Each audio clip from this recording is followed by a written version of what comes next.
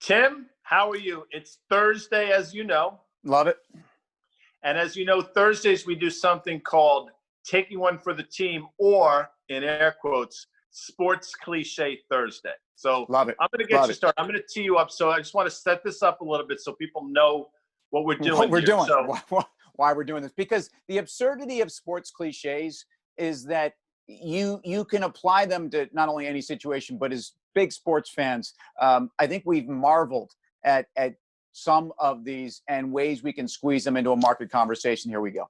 Which was some of the genius of Kevin Costner and Bull Durham, because he spoke to all the absurdity of sports cliches. With, yes. Right?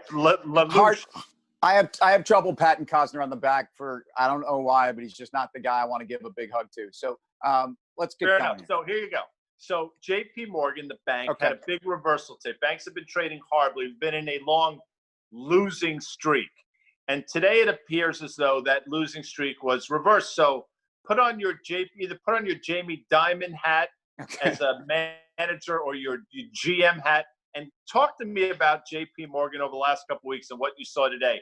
Take it away.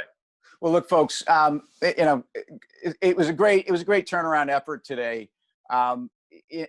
We've been mired in a long losing streak, and I'm really proud of my guys, because I see us just putting our head down and understanding that this is a long season. As far as I'm concerned, what's going on with the economy and the uncertainty around COVID-19, this is why we play 162 games. And as far as I'm concerned, I look around this room and there's no cancer in this clubhouse. As far as I'm concerned, the balance sheet's very strong. And I think, while there's certainly uncertainty about the environment, look, every day we go out there, we lace them up, we get out in the field, and we look adversity in the eye. So as far as I'm concerned, I don't care who the opponent is. I prepare the same way every day, and that's what I want you guys to do. But look, talk to me a little bit about how you see the environment and the opponents out there. What do you got? What I'll say back to is, we've seen this before. We've seen this script before on the field where, you lose 7 or 8 in a row, maybe rattle off 2 or 3, only to get right back mired in that slump. And my pushback as an opposing manager would be, listen, we've seen this team have glimpses of hope before. Of greatness. Only to flame out and to go back to playing what their record indicates within themselves. Within themselves. What I don't want to see guys doing right now is tinkering with their mechanics. I want this team to play how we play. We throw the ball, we catch the ball.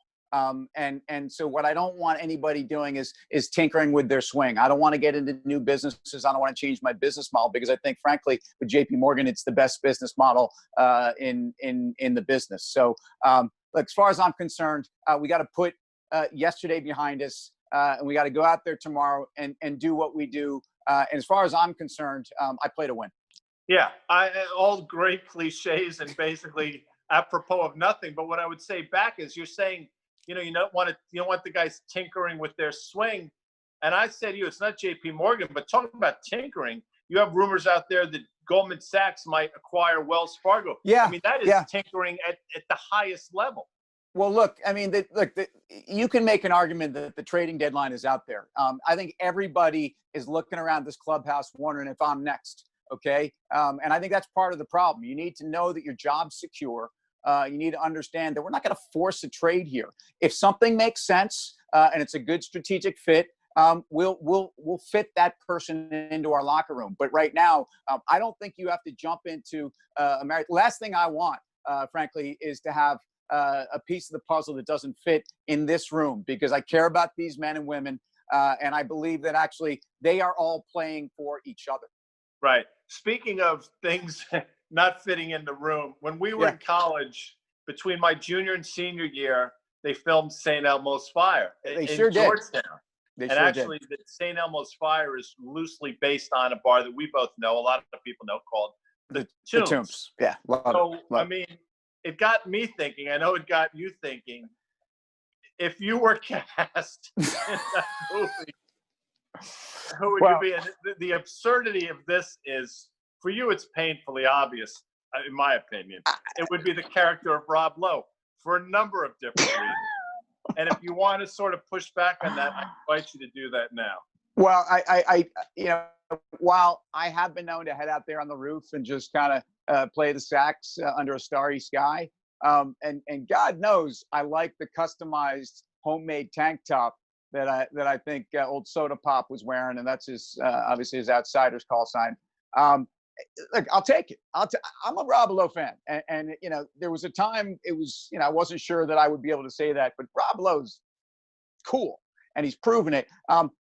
I see you in a very aspiring politico, senatorial at some point, Judd Nelson, and I see you with the braces. I see you with, you know, the fine suit. And let's face it, you have always known how your life is supposed to go. And the question is, you know, what's going on at home, and are you really happy? Because I mean, that's fair. I think you bring up a good point, Judd Nelson. But he was, you know, what is quasi offensive in that is, you know, Judd Nelson, to your point, he was a bit of a poser. He was playing a role that maybe he didn't really want to be in. Whereas your character, Rob Lowe, I mean, he was living the dream, doing his thing, and winding up with Mayor Winningham at the end of the movie. Did you see that one coming, by the way? I didn't see that coming, and I was disappointed of that, if that's my role, with all due respect. But the guy that destroyed me in that movie and makes that movie a tough watch for me is McCarthy. Because that role, I realize, is supposed to just, you know, first of all, that guy was hanging out by Little Tavern. You know, clearly he was walking home past Little Tavern, which is doesn't exist today. But anyway, I digress. I think Andrew McCarthy is the guy that of all the Brad Packers probably bums me out the most.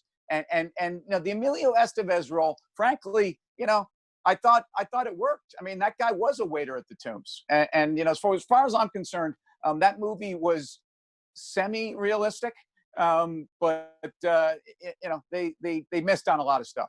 Well, look, maybe tomorrow we'll break down The Breakfast Club and talk about the performance of the stock market on a Friday. But until then, Tim. See you tomorrow, guy. This was fun.